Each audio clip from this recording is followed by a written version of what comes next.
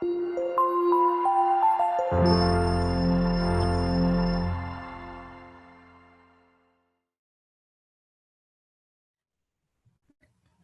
right, so if you remember, detailed questions is they're going to ask you a question and you're going to determine from the reading if that's a fact or an opinion. So and the opposite of detailed questions are the negative questions. So I'm kind of going to do those together. Negative fact questions are questions where you find the information where it's false. So it'll say everything about, let's say, what is that word I'm looking for? Everything about climate change is true according to the text, except. So that's a negative fact question. And then these are what we call the detail questions, okay? So I want you to read through these. And as you read each one, I want you to tell me if you think it's a fact or if it's an opinion. Okay. So number one, water in its solid state is known as ice. So the water is not a solid. This is not a fact. Okay, so if you think about water, it has three states, right? It has the liquid state, and then it has gas state, and it has the solid state. Yeah. So when we have ice, that's still technically water. It's just in a different state. So this one is actually a fact. So it's saying when water is solid, it's known as ice. Paris is the capital of France. Yeah, correct. It is fact. It is the capital of France. People who drink too much coffee become anxious easily. It is anxious. Anxious. Anxious. Easily, correct? Fact. So do you think that's a fact or do you think that's an opinion?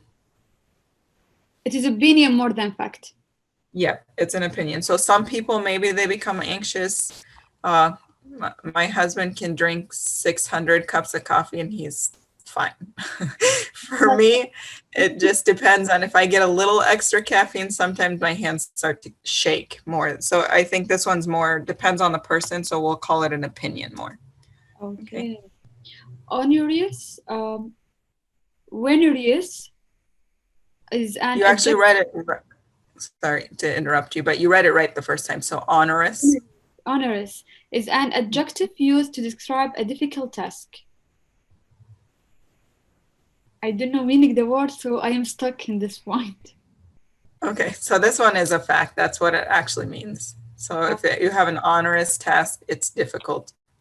Okay.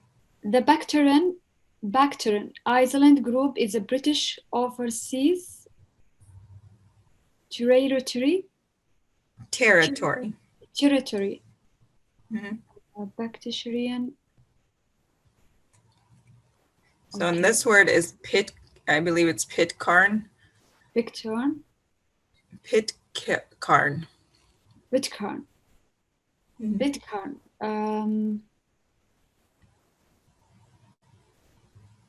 I'm not knowing what meaning. It is name maybe of islands and overseas. I think it is fact.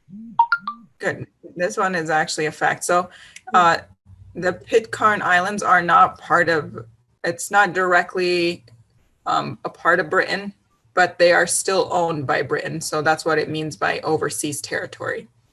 Overseas territory, okay. Monday is the first working day of the week in US, and I think in British UK, and I think in New Kingdom, Saudi Arabia, Sunday is the first working day of the week. Is a fact? Yep. So would you think it's fact or opinion? Opinion. In each country, yeah. British English and American English will be replaced by global English around 2100. Oh my goodness, is it right? 2100?